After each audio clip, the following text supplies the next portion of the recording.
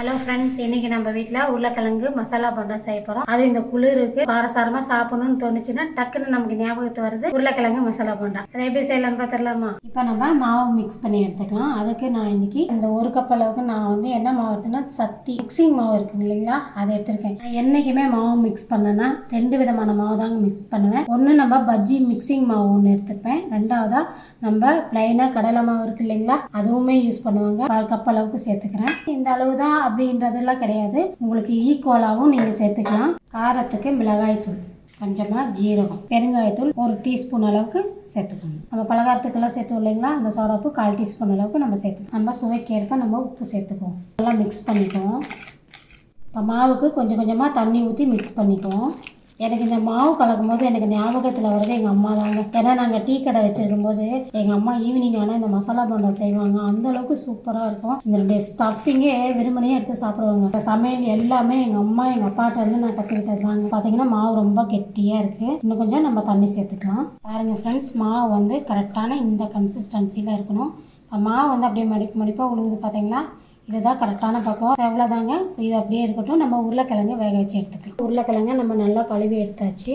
இப்போ இந்த உருளைக்கிழங்கை நம்ம வேக வச்சு எடுக்க போகிறோம். நான் வந்து 2 விசில் தாங்க விட்டு எடுப்பேன். ஒவ்வொருத்தர் வந்து குக்கர் வந்து 5 விசில் 6 விசில் வைப்பீங்க. ஏன்னா என் குக்கர் வந்து 2 விசில் விட்டால் போதும், நல்லா மசிஞ்சு நல்லா வெந்து வந்துடும். என்னடா இவ்வளோ உருளைக்கிழங்கு எடுத்துருக்கேனேன்னு நினைக்க வேணாம், எல்லாம் சின்ன சின்னதாக தாங்க இருக்குது. சொல்லி பார்த்தீங்கன்னா இந்த மசாலா எங்களுக்கு பத்தாதுங்க. ஏன்னா ரச சாதம் இந்த மாதிரி தாளிச்ச சாதம்லாம் இருந்துச்சுன்னா வெறுமனே எடுத்து சாப்பிட்ருவாங்க. அதனாலேயே நான் உருளைக்கிழங்கு வந்து கொஞ்சம் ஜாஸ்தியாகவே எடுத்துருக்கேங்க. உருளைக்கிழங்கு முழுகிற அளவுக்கு நம்ம தண்ணி ஊற்றிக்கலாம்.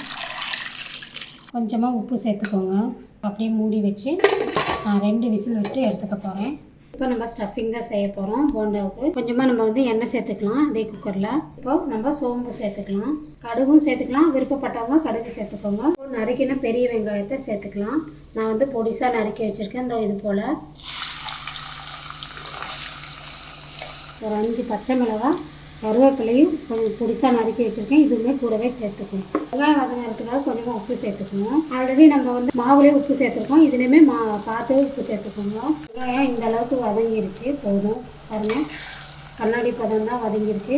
இந்த டைமில் நம்ம கொஞ்சமாக மஞ்சள் சேர்த்துக்கணும். 1/4 டீஸ்பூன் அளவுக்கு மஞ்சள் தூள். சிக்கன் மசாலா வந்து 1 ஸ்பூன் அளவுக்கு போட்டுங்க. அதாவது சிக்கன் மசாலா சேர்க்கணும், மட்டன் மசாலா சேர்க்காம நீங்கள் டேஸ்ட்டு கிடைக்காது. 1 ஸ்பூன் அளவுக்கு மிளகாய் தூள் போட்ட மிளகாய் தூள் எல்லாமே நல்லா எண்ணெயிலே வதங்கிருச்சு. இப்போ இந்த டைமில் நான் மசிச்சு இந்த உருளைக்கிழங்கு இது கூடவே சேர்த்துக்கிறேன்.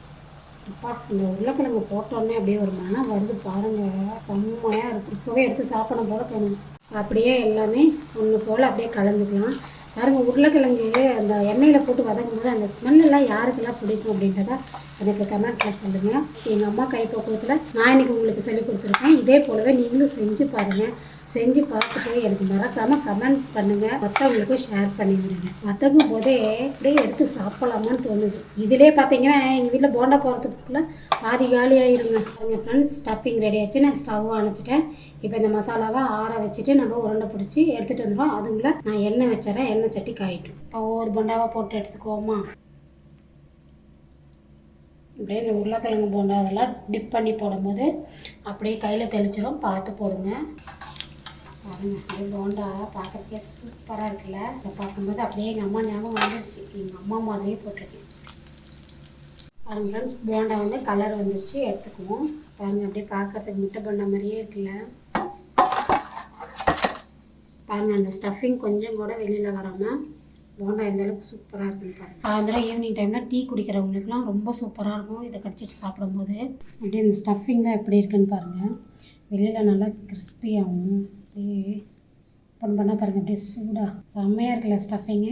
இது போல் நீங்களும் செஞ்சு பார்த்துட்டு எனக்கு மறக்காமல் கமெண்ட் பண்ணுங்கள். இந்த வீடியோ பார்த்ததுக்கு ரொம்ப நன்றி.